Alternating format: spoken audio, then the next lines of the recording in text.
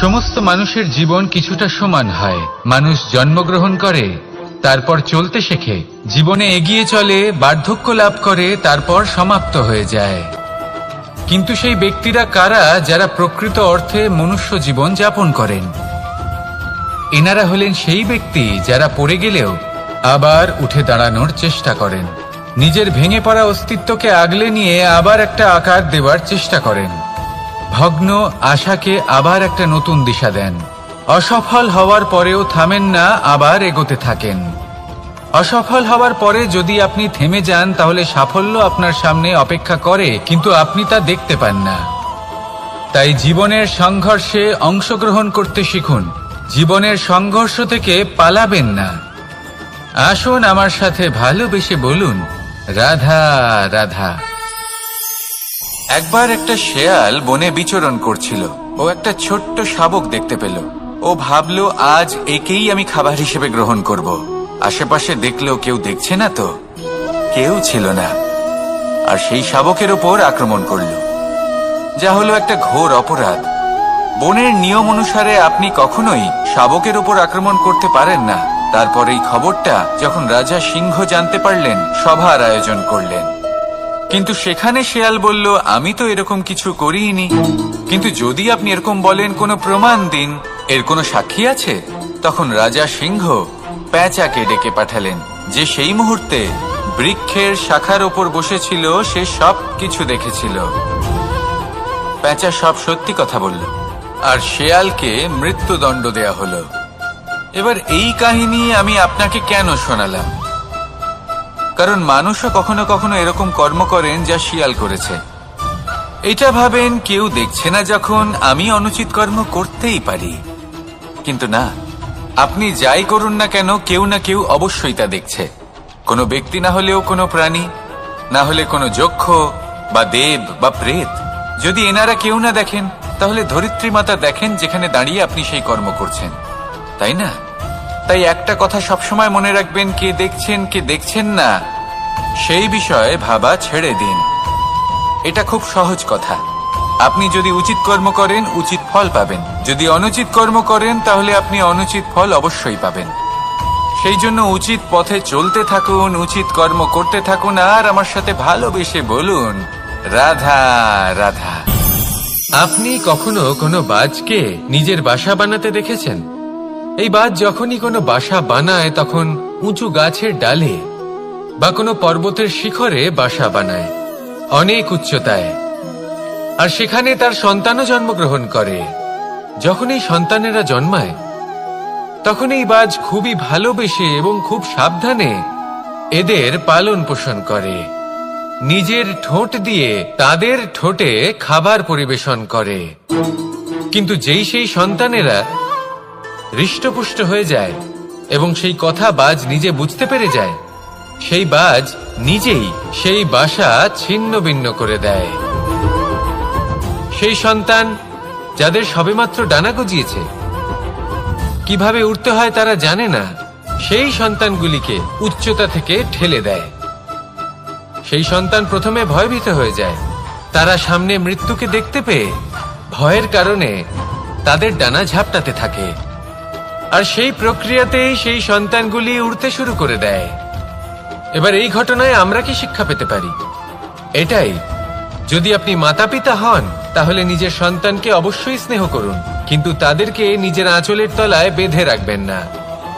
যদি আপনি চান আপনার সন্তান জীবনে উন্নতি করুক, তাহলে নিজের মুঠো থেকে তাদের স্বতন্ত্র করে দিন। এই সংসারে সংঘর্ষ করতে দিন। সেই সন্তান নিজেই বুঝতে পারবে যে জন্মের সময় পাওয়া ডানা কি করে ব্যবহার করতে হয়। আর আপনার চোখের সামনে আপনার সন্তান এই আকাশে উড়তে থাকবে। তাহলে আসুন আমার সাথে ভালোবেসে বলুন, রাধা রাধা। সংসারে সবচেয়ে পবিত্র মানা হয় গঙ্গা জলকে। কখনো ভেবে দেখেছেন কেন? কারণ গঙ্গা জলের আবির্ভাব অত্যন্ত শুদ্ধ হয়, তার জন্ম শুদ্ধ হয়, যেখান থেকে তার শুরু সেটাই শুদ্ধ হয়। আর শুরুটা শুদ্ধ হওয়া অত্যন্ত আবশ্যক। আমাদের জীবনে সবই শুরু হয় আমাদের ভাবনা থেকে। নিজের ভাবনাকে শুদ্ধ রাখুন, কারণ এই ভাবনা থেকেই আবির্ভাব হয় শব্দের। আপনার সব সংসারে, এই জীবনে নিজের ভাবনা শুভ রাখলে, শুদ্ধ করলে আপনার মন সুপ্রসন্ন হয়ে বলবে রাধা রাধা। মানুষ জন্মগ্রহণ করে, তার সাথে ভয়েরও জন্ম হয়। ছোটবেলা থেকেই আমাদের মনে কোনো না কোনো প্রকারের ভয় থেকেই যায়। কেউ এই বিষয়ে ভয় পায় যে তার কোনো বস্তু তার থেকে দূরে চলে যাবে। কেউ এই বিষয়ে ভয় পায় যে আমি নিজেকে হারিয়ে ফেলব। কেউ এই ভেবে ভয় পায় যে আমার প্রিয়জনেরা তারা যেন আমার থেকে দূরে না চলে যায়। কেউ এই ভেবে ভয় পায় যে আমরা যেন পথ না হারিয়ে ফেলি, আদি ইত্যাদি। কিন্তু সত্যি কথা বলতে, ভেবে দেখুন এই ভয় বাস্তবে কি? শুধুই একটা মনোস্থিতি, আর কিছুই নয়। যা কিছু আপনি জীবনে পেয়েছেন তা একদিন আপনাকে হারাতে হবে। এই জীবন হলো আপনারই, কিন্তু তাও একদিন সমাপ্ত হবে। তাই ভয় পেয়ে কি লাভ? এই ভয় শুধু আপনাকে জীবন যাপন করা থেকে বাধা দিচ্ছে, আর কিচ্ছু নয়। পথ হারিয়ে ফেললেই বুঝতে পারবেন যে নতুন পথ কিভাবে বানাতে হয়। কিছু মানুষকে জীবন থেকে হারালে তবেই আপনি বুঝবেন যে আপনার আপনজনকে। এই ভয়ের কারণে ভীত হয়ে থাকবেন না। এই তারা নক্ষত্র অন্ধকারের অভাবে গুরুত্ব হারায়। শিবকেও মহাদেব হওয়ার জন্য বিষপান করতে হয়েছিল। প্রত্যেক পরিস্থিতি, প্রত্যেক সাফল্য আপনার পরীক্ষা নেবে। তাতে উত্তীর্ণ হওয়া হলো আপনার কর্ম। যখনই আপনি ভয় পাবেন বা সংকটের সম্মুখীন হবেন, তখন সাহসের সাথে তার সম্মুখীন হন। মনে রাখবেন, যে সম্মুখীন হতে জানে সাফল্য তার সাথে সবসময় থাকে। আসুন আর আমার সাথে ভালোবেসে বলুন রাধা রাধা। আমাদের হাতটা দেখুন। এই হাতে 5টা আঙুল আছে, যা ভিন্ন ভিন্ন ধরনের। একরকম কেন নয়? কারণ হলো প্রত্যেকের নিজের নিজের গুরুত্ব আছে, নিজের নিজের মাহাত্ম্য আছে। এরা ভিন্ন, তাই একত্রিত হয়ে মুষ্টিবদ্ধ করা সম্ভব, যার দ্বারা আমরা আত্মরক্ষাও করতে পারি, আবার আক্রমণও করতে পারি। যদি 5টি আঙুল সমান হতো তাহলে মুষ্টিবদ্ধ হতে পারত না, নিজেদের মধ্যে বিভ্রান্তির সৃষ্টি করত। এবার এরকমই কিছু আমাদের সংসারেও হয়। আমাদের দেশ, যেখানে একটি ভূমির ওপর ভিন্ন ভিন্ন ধর্মের মানুষ বাস করেন, ভিন্ন ভিন্ন জাতি, ভিন্ন ধর্ম, ভিন্ন ভাষা। কিন্তু যদি আমরা এটা ভাবি যে কিভাবে এই দেশকে কল্যাণের পথে নিয়ে যাওয়া যায়, কিভাবে এর বিকাশ করা সম্ভব, তাহলে আমাদের একত্রিত হওয়া শিখতে হবে।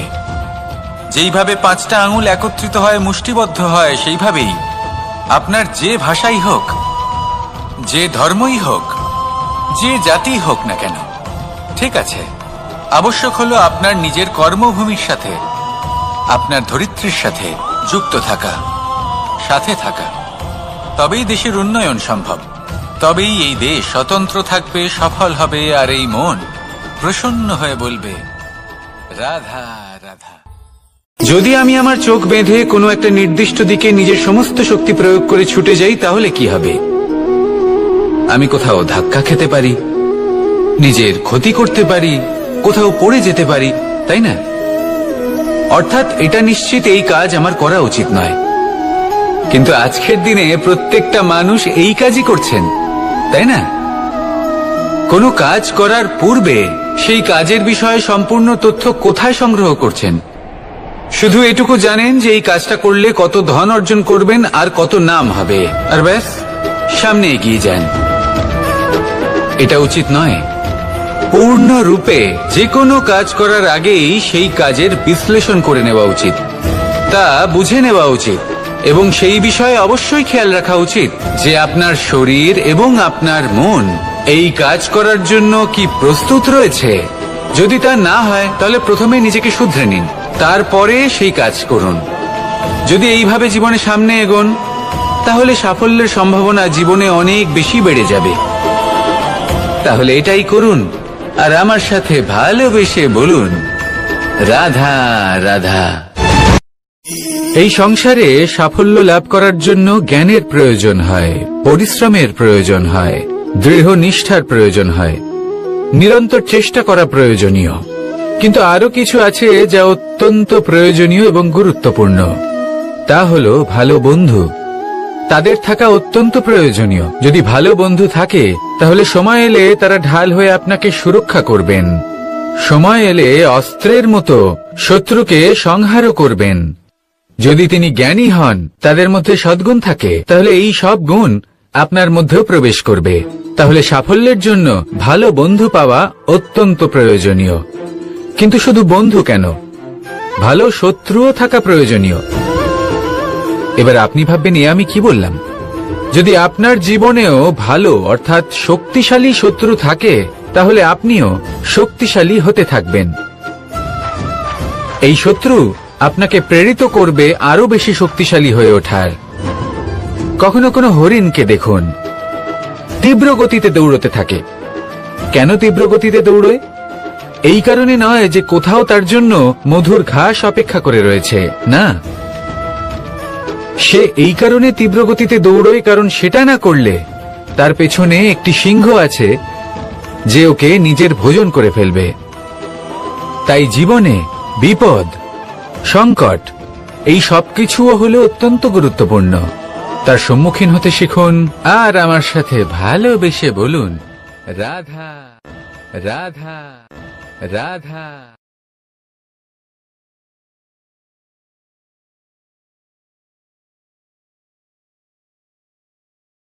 লক্ষ্যে পৌঁছানো অত্যন্ত কঠিন হয়।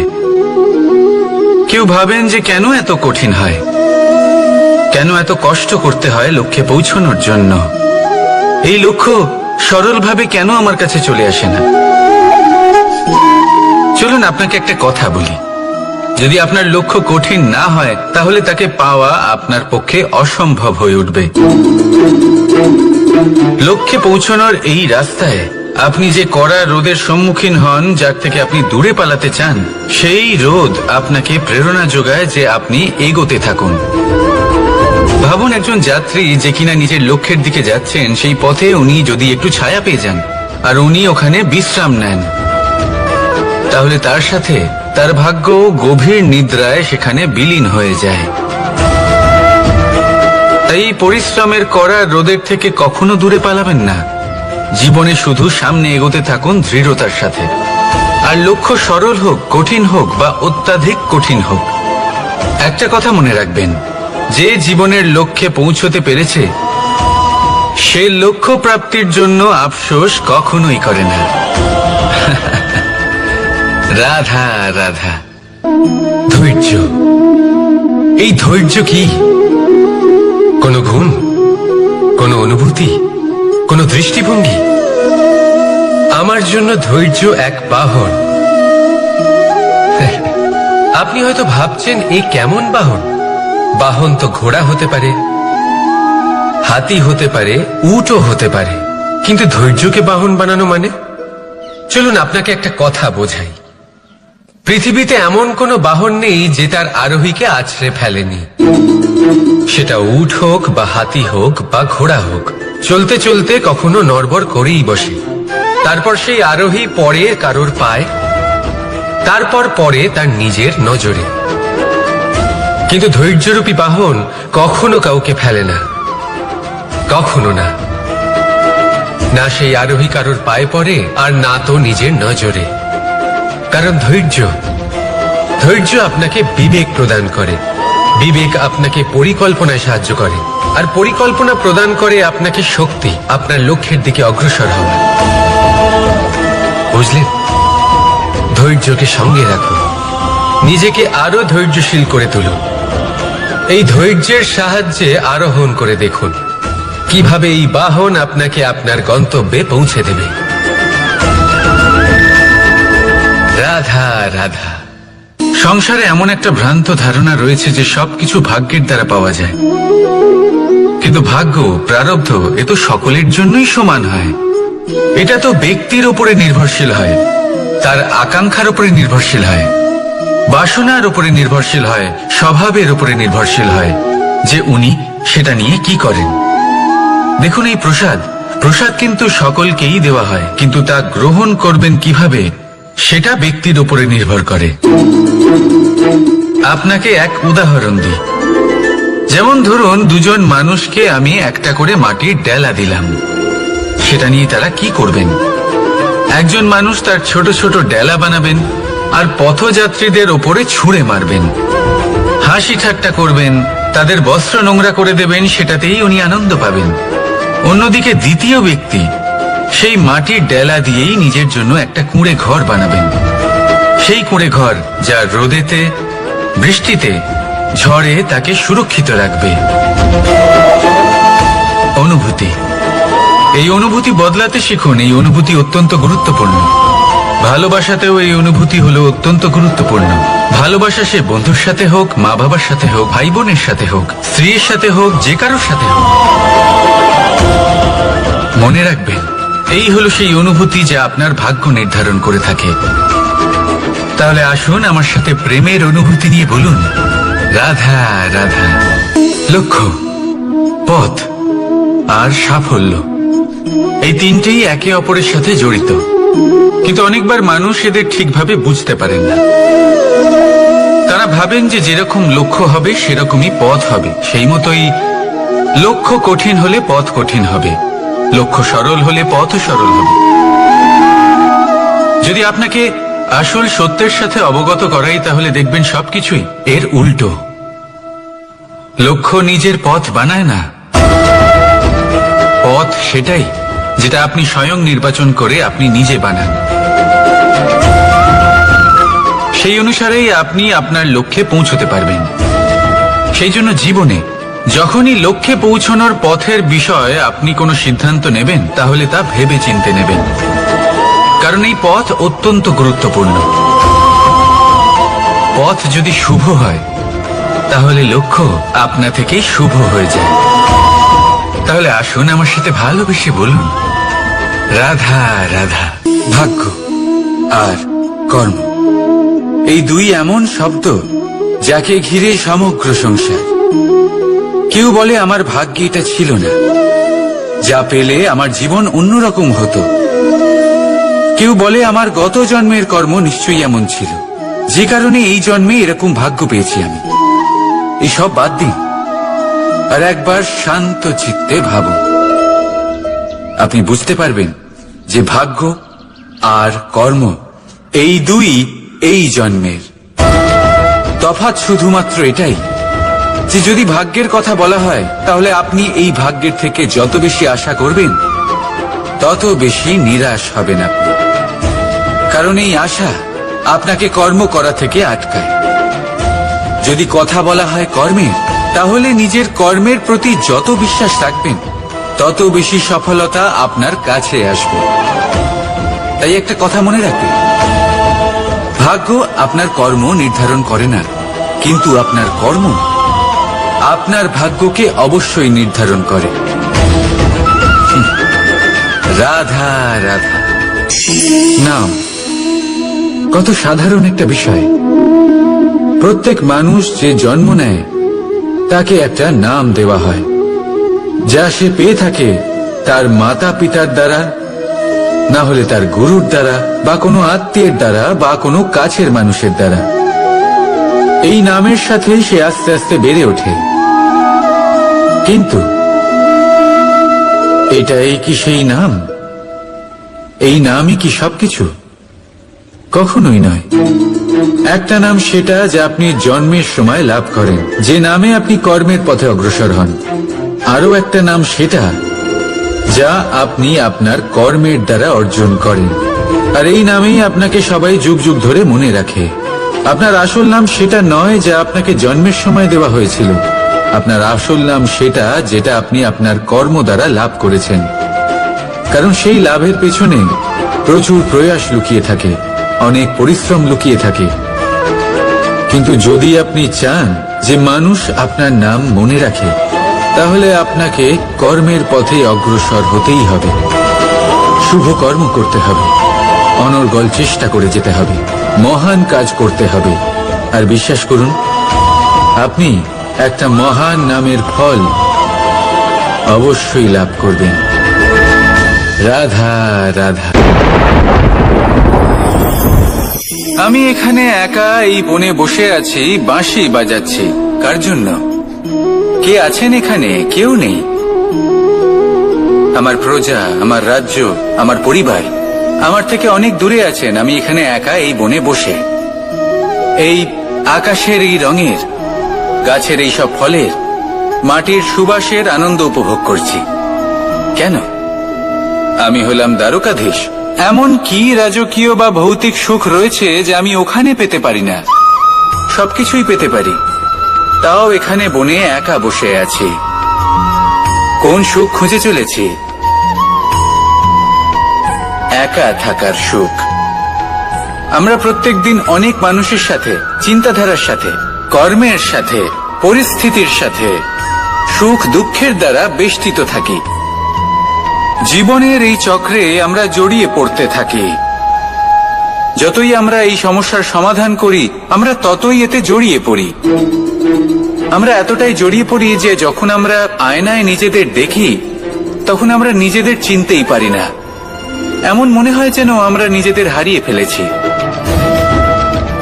সেই জন্য প্রত্যেক দিন আপনি কিছু সময় নিজের সাথে কাটান একান্তে। এটা অত্যন্ত আবশ্যক। নিজের অস্তিত্বের গভীরে গিয়ে দেখতে শিখুন, নিজেকে বুঝুন। অদ্ভুত শান্তির অনুভূতি হবে। যেমন এই বায়ু, এই বৃক্ষ, এই পুষ্প, এই নিসর্গ, এদের মতো আপনিও কখনো একলা হতে শিখুন। কখনো নিসর্গের একটা অংশ হয়ে দেখুন। এই মন প্রসন্ন হয়ে বলবে, রাধা। একবার একটা শেয়াল বনে বিচরণ করছিল। ও একটা ছোট্ট শাবক দেখতে পেল। ও ভাবলো, আজ একেই আমি খাবার হিসেবে গ্রহণ করব। আশেপাশে দেখলো কেউ দেখছে না তো, কেউ ছিল না। আর সেই শাবকের ওপর আক্রমণ করল, যা হলো একটা ঘোর অপরাধ। বনের নিয়ম অনুসারে আপনি কখনোই শাবকের ওপর আক্রমণ করতে পারেন না। তারপর এই খবরটা যখন রাজা সিংহ জানতে পারলেন, সভার আয়োজন করলেন।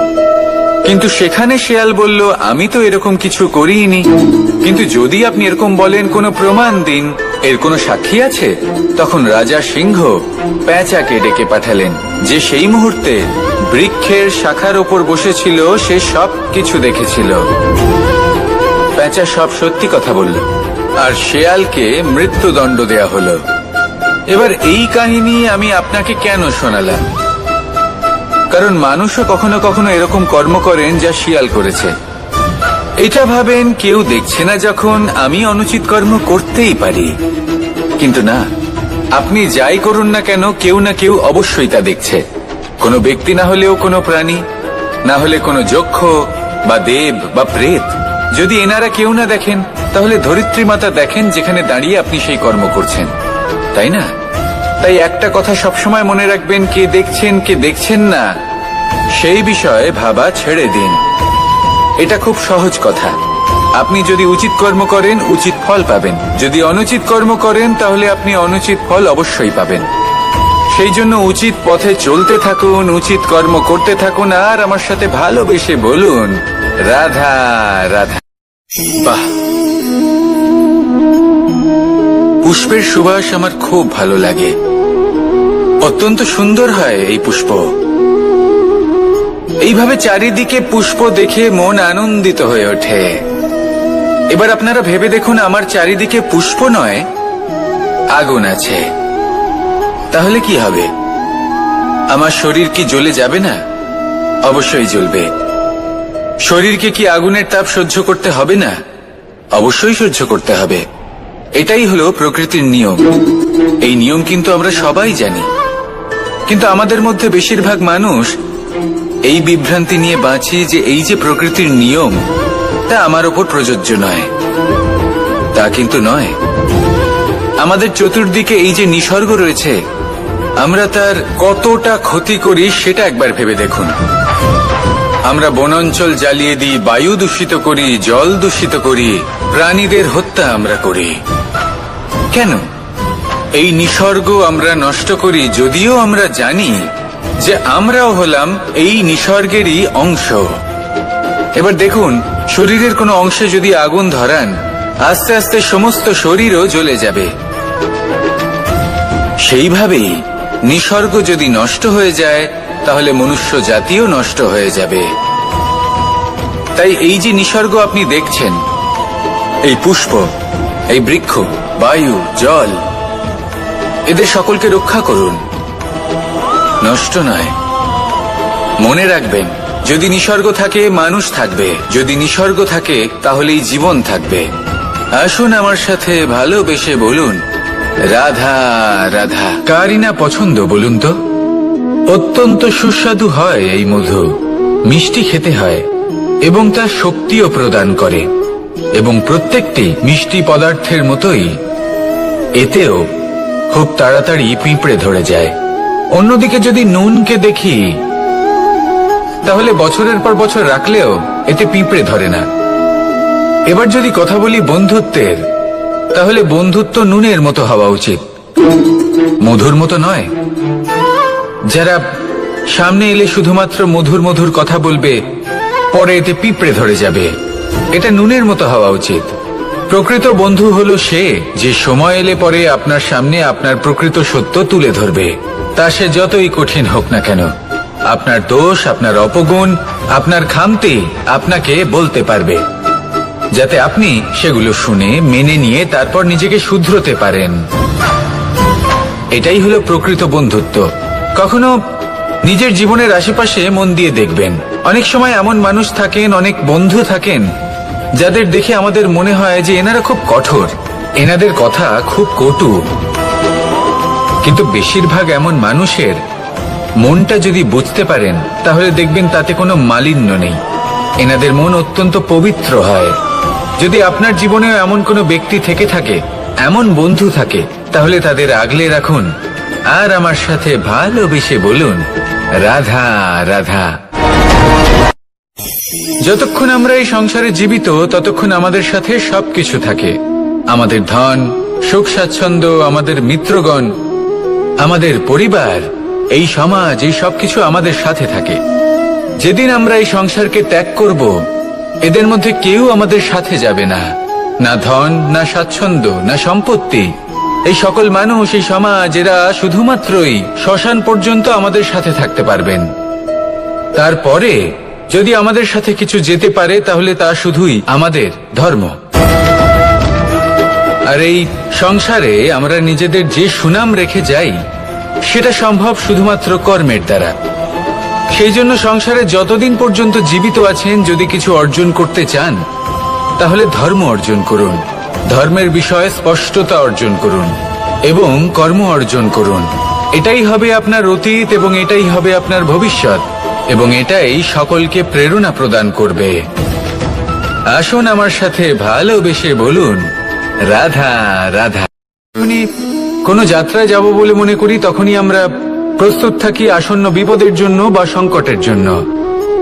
যেমন যদি আমাদের মনে হয় যে আজকের পরিবেশ খুব ঠান্ডা হবে, তাহলে আমরা গরম বস্ত্র ধারণ করি বা সেটাকে সাথে নিয়ে যাই।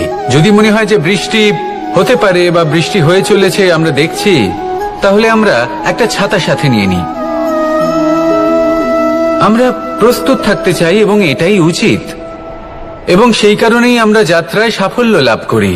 কিন্তু যদি আমরা কথা বলি জীবনযাত্রা নিয়ে, যা কিনা সব থেকে বেশি গুরুত্বপূর্ণ, তাহলে তার জন্য আমরা পূর্ণরূপে প্রস্তুত থাকি না। আশেপাশের মানুষ, এই সমাজ, আমাদের সাথী, আমাদের মিত্ররা যে কোনো মুহূর্তে বদলে যেতে পারেন। সেই জন্য আমরা নিজেদেরকে কখনো সাবধান করি না, কখনোই নিজেদের প্রস্তুত করি না।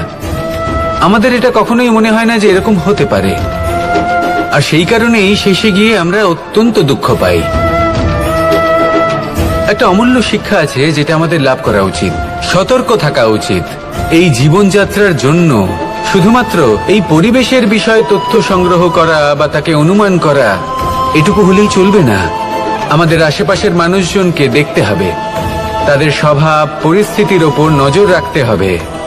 যখন তারা রং পাল্টাচ্ছেন, নজর রাখতে হবে, তা অত্যন্ত আবশ্যক। পরিবর্তন আপনার জীবনে অবশ্যম্ভাবী, সঠিকভাবে তার সম্মুখীন হন। আসুন আমার সাথে ভালোবেসে বলুন, রাধা। এই সংসারের সব থেকে বড় সুখ কি? কেউ বলবেন নিজের লক্ষ্য প্রাপ্ত করা, কেউ বলবেন ধন উপার্জন করা, কেউ বলবেন নিদ্রাই সবথেকে বড় সুখ, কেউ বলবেন রাজ্য লাভ করা, আবার কেউ বলবেন মাতার হাত থেকে খাবার খাওয়া, আদি ইত্যাদি। কিন্তু যদি সত্যি কথা বলি, এই সংসারের সবথেকে বড় সুখ হলো সেবা করা। কখনো কাউকে সেবা করে দেখুন। এই সেবা দ্বারা অন্য কোনো মানুষের আশীর্বাদ লাভ করাতেই সুখ রয়েছে। আপনার সেবা ভাব দ্বারা যখন কোনো মানুষ নিজের অন্তরাত্মা থেকে আপনাকে আশীর্বাদ করে, তার থেকে বড় সুখ আর কিছুই নেই। কারণ প্রত্যেক মানুষের মধ্যে ঈশ্বর বাস করেন। নরের সেবাই হলো নারায়ণের সেবা। নিষ্কাম সেবা করাই হলো সব থেকে বড় সুখ। তাই নিজের অন্তরে সেবার এই ভাব জাগ্রত করুন। যে সুখের কথা আমি বলছি, সেই সুখ অনুভব করেই দেখুন। এই মন সুপ্রসন্ন হয়ে বলবে, রাধা রাধা। বাহ, পুষ্পের সুবাস আমার খুব ভালো লাগে। অত্যন্ত সুন্দর হয় এই পুষ্প। এইভাবে চারিদিকে পুষ্প দেখে মন আনন্দিত হয়ে ওঠে। এবার আপনারা ভেবে দেখুন, আমার চারিদিকে পুষ্প নয়, আগুন আছে। তাহলে কি হবে? আমার শরীর কি জ্বলে যাবে না? অবশ্যই জ্বলবে। শরীরকে কি আগুনের তাপ সহ্য করতে হবে না? অবশ্যই সহ্য করতে হবে। এটাই হলো প্রকৃতির নিয়ম। এই নিয়ম কিন্তু আমরা সবাই জানি, কিন্তু আমাদের মধ্যে বেশিরভাগ মানুষ এই বিভ্রান্তি নিয়ে বাঁচি যে এই যে প্রকৃতির নিয়ম, তা আমার ওপর প্রযোজ্য নয়। তা কিন্তু নয়। আমাদের চতুর্দিকে এই যে নিসর্গ রয়েছে, আমরা তার কতটা ক্ষতি করি সেটা একবার ভেবে দেখুন। আমরা বনাঞ্চল জ্বালিয়ে দিই, বায়ু দূষিত করি, জল দূষিত করি, প্রাণীদের হত্যা আমরা করি। কেন? এই নিসর্গ আমরা নষ্ট করি, যদিও আমরা জানি যে আমরাও হলাম এই নিসর্গেরই অংশ। এবার দেখুন, শরীরের কোনো অংশে যদি আগুন ধরান, আস্তে আস্তে সমস্ত শরীরও জ্বলে যাবে। সেইভাবেই নিসর্গ যদি নষ্ট হয়ে যায়, তাহলে মনুষ্য জাতিও নষ্ট হয়ে যাবে। তাই এই যে নিসর্গ আপনি দেখছেন, এই পুষ্প, এই বৃক্ষ, বায়ু, জল, এদের সকলকে রক্ষা করুন, নষ্ট নয়। মনে রাখবেন, যদি নিসর্গ থাকে মানুষ থাকবে, যদি নিসর্গ থাকে তাহলেই জীবন থাকবে। আসুন আমার সাথে ভালোবেসে বলুন, রাধা রাধা। সমস্ত মানুষের জীবন কিছুটা সমান হয়। মানুষ জন্মগ্রহণ করে, তারপর চলতে শেখে, জীবনে এগিয়ে চলে, বার্ধক্য লাভ করে, তারপর সমাপ্ত হয়ে যায়। কিন্তু সেই ব্যক্তিরা কারা যারা প্রকৃত অর্থে মনুষ্য জীবন যাপন করেন? এনারা হলেন সেই ব্যক্তি যারা পড়ে গেলেও আবার উঠে দাঁড়ানোর চেষ্টা করেন, নিজের ভেঙে পড়া অস্তিত্বকে আগলে নিয়ে আবার একটা আকার দেওয়ার চেষ্টা করেন, ভগ্ন আশাকে আবার একটা নতুন দিশা দেন। অসফল হওয়ার পরেও থামেন না, আবার এগোতে থাকেন। অসফল হওয়ার পরে যদি আপনি থেমে যান, তাহলে সাফল্য আপনার সামনে অপেক্ষা করে, কিন্তু আপনি তা দেখতে পান না। তাই জীবনের সংঘর্ষে অংশগ্রহণ করতে শিখুন। জীবনের সংঘর্ষ থেকে পালাবেন না। আসুন আমার সাথে ভালোবেসে বলুন, রাধা রাধা। একবার একটা শেয়াল বনে বিচরণ করছিল। ও একটা ছোট্ট শাবক দেখতে পেল। ও ভাবলো, আজ একেই আমি খাবার হিসেবে গ্রহণ করব। আশেপাশে দেখলো কেউ দেখছে না তো, কেউ ছিল না, আর সেই শাবকের ওপর আক্রমণ করল, যা হলো একটা ঘোর অপরাধ। বনের নিয়ম অনুসারে আপনি কখনোই শাবকের ওপর আক্রমণ করতে পারেন না। তারপর এই খবরটা যখন রাজা সিংহ জানতে পারলেন, সভার আয়োজন করলেন। কিন্তু সেখানে শেয়াল বলল, আমি তো এরকম কিছু করিনি। কিন্তু যদি আপনি এরকম বলেন, কোনো প্রমাণ দিন, এর কোনো সাক্ষী আছে? তখন রাজা সিংহ পেঁচাকে ডেকে পাঠালেন, যে সেই মুহূর্তে বৃক্ষের শাখার ওপর বসেছিল, সে সব কিছু দেখেছিল। পেঁচা সব সত্যি কথা বলল, আর শেয়ালকে মৃত্যুদণ্ড দেয়া হলো। এবার এই কাহিনী আমি আপনাকে কেন শোনালাম? কারণ মানুষও কখনো কখনো এরকম কর্ম করেন যা শিয়াল করেছে। এটা ভাবেন কেউ দেখছে না যখন আমি অনুচিত কর্ম করতেই পারি, কিন্তু না, আপনি যাই করুন না কেন কেউ না কেউ অবশ্যই তা দেখছে। কোনো ব্যক্তি না হলেও কোনো প্রাণী, না হলে কোনো যক্ষ বা দেব বা প্রেত। যদি এনারা কেউ না দেখেন, তাহলে ধরিত্রী মাতা দেখেন যেখানে দাঁড়িয়ে আপনি সেই কর্ম করছেন, তাই না? তাই একটা কথা সবসময় মনে রাখবেন, কে দেখছেন কে দেখছেন না সেই বিষয়ে ভাবা ছেড়ে দিন। এটা খুব সহজ কথা। আপনি যদি উচিত কর্ম করেন উচিত ফল পাবেন, যদি অনুচিত কর্ম করেন তাহলে আপনি অনুচিত ফল অবশ্যই পাবেন। সেই জন্য উচিত পথে চলতে থাকুন, উচিত কর্ম করতে থাকুন, আর আমার সাথে ভালোবেসে বলুন রাধা রাধা। আপনি কখনো কোনো বাজকে নিজের বাসা বানাতে দেখেছেন? এই বাজ যখনই কোনো বাসা বানায় তখন উঁচু গাছের ডালে বা কোনো পর্বতের শিখরে বাসা বানায়, অনেক উচ্চতায়, আর সেখানে তার সন্তানও জন্মগ্রহণ করে। যখন এই সন্তানেরা জন্মায় তখন এই বাজ খুবই ভালোবেসে এবং খুব সাবধানে এদের পালন পোষণ করে, নিজের ঠোঁট দিয়ে তাদের ঠোঁটে খাবার পরিবেশন করে। কিন্তু যেই সেই সন্তানেরা হৃষ্টপুষ্ট হয়ে যায় এবং সেই কথা বাজ নিজে বুঝতে পেরে যায়, সেই বাজ নিজেই সেই বাসা ছিন্ন ভিন্ন করে দেয়। সেই সন্তান যাদের সবেমাত্র ডানা গজিয়েছে, কিভাবে উঠতে হয় তারা জানে না, সেই সন্তানগুলিকে উচ্চতা থেকে ঠেলে দেয়। সেই সন্তান প্রথমে ভয়ভীত হয়ে যায়। তারা সামনে মৃত্যুকে দেখতে পেয়ে ভয়ের কারণে তাদের ডানা ঝাপটাতে থাকে, আর সেই প্রক্রিয়াতেই সেই সন্তানগুলি উড়তে শুরু করে দেয়। এবার এই ঘটনায় আমরা কি শিক্ষা পেতে পারি? এটাই, যদি আপনি মাতা পিতা হন তাহলে নিজের সন্তানকে অবশ্যই স্নেহ করুন, কিন্তু তাদেরকে নিজের আঁচলের তলায় বেঁধে রাখবেন না। যদি আপনি চান আপনার সন্তান জীবনে উন্নতি করুক, তাহলে নিজের মুঠো থেকে তাদের স্বতন্ত্র করে দিন, এই সংসারে সংঘর্ষ করতে দিন। সেই সন্তান নিজেই বুঝতে পারবে যে জন্মের সময় পাওয়া ডানা কি করে ব্যবহার করতে হয়, আর আপনার চোখের সামনে আপনার সন্তান এই আকাশে উড়তে থাকবে। তাহলে আসুন আমার সাথে ভালোবেসে বলুন রাধা রাধা। সংসারে সবচেয়ে পবিত্র মানা হয় গঙ্গা জলকে। কখনো ভেবে দেখেছেন কেন? কারণ গঙ্গা জলের আবির্ভাব অত্যন্ত শুদ্ধ হয়, তার জন্ম শুদ্ধ হয়, যেখান থেকে তার শুরু সেটাই শুদ্ধ হয়। আর শুরুটা শুদ্ধ হওয়া অত্যন্ত আবশ্যক। আমাদের জীবনে সবই শুরু হয় আমাদের ভাবনা থেকে। নিজের ভাবনাকে শুদ্ধ রাখুন, কারণ এই ভাবনা থেকেই আবির্ভাব হয় শব্দের। আপনার শব্দ শুদ্ধ রাখুন।